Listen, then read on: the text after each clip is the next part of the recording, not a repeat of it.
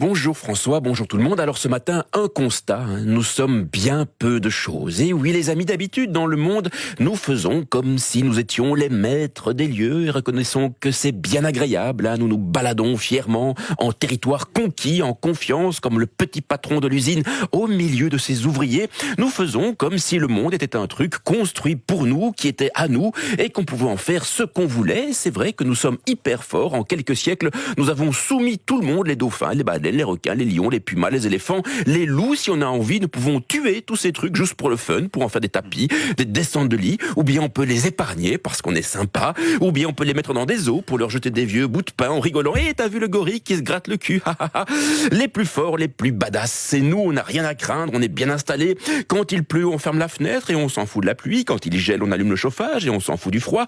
Quand il fait un peu chaud, on conditionne l'air et on s'en fout du chaud. On a l'eau courante, l'électricité, le wifi, les forêts ne sont plus impénétrables, les océans ne sont plus insondables, les sommets ne sont plus infranchissables, on assèche les lacs, on détourne les fleuves, les montagnes servent à faire du ski, les îles du bout du monde sont des clubs de vacances, on fait tout ce qu'on veut, comme on veut, nous pouvons bouffer tout le monde et tout le temps, des vaches, des cochons, des poissons, des coquillages, des oiseaux, on peut tous les bouffer, morts ou vifs, crus ou cuits, et des fraises en hiver, et des kiwis à la Noël, et des kakis pour le samedi, des ananas pour la Saint-Nicolas, des avocats, du cacao, du chocolat par kilo, et du lundi au vendredi, des litchis dans le pique-nique du petit. Franchement, on est vraiment les maîtres du monde, le sommet de la pyramide, on a gagné la loi du plus fort, on a construit des avions, des bagnoles, des fusées, on invente des religions, des systèmes politiques, des systèmes économiques, reconnaissant qu'on ne se prend carrément pas pour de la merde, et puis soudain, il est là, le voilà, messieurs, dames, son excellence, Covid-19.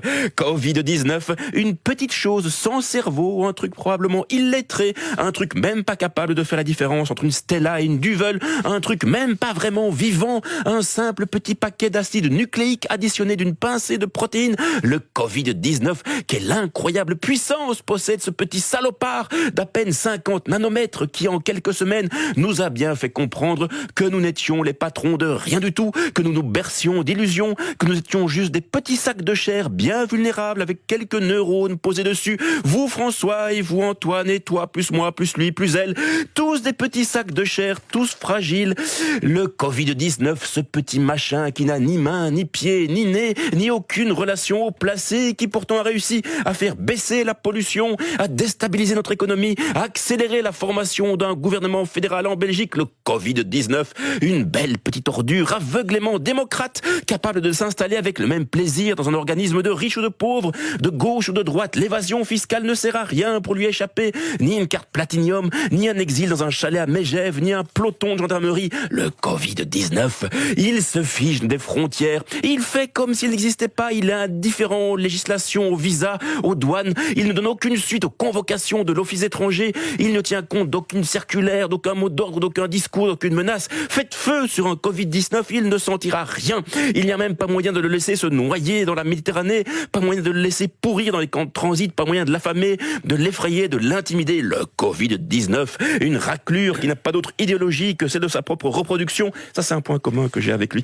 Mais le plus fort, c'est qu'il est même capable de faire changer d'avis les plus résolus de nos politiques, pas plus tard qu'avant-hier. David Clarinval, ministre fédéral et maire du budget, a tenu sur cette antenne des propos gauchistes. La santé doit primer sur l'économie. La santé doit primer sur l'économie. Prenez note de cette phrase aujourd'hui. Elle servira lorsqu'il s'agira de parler de pénibilité, de congés, de supplémentaires, de sécurité sociale, de financement des hôpitaux, de remboursement des frais médicaux et de tous ces trucs qui n'étaient pas trop prévus au programme. Bon, à la semaine prochaine.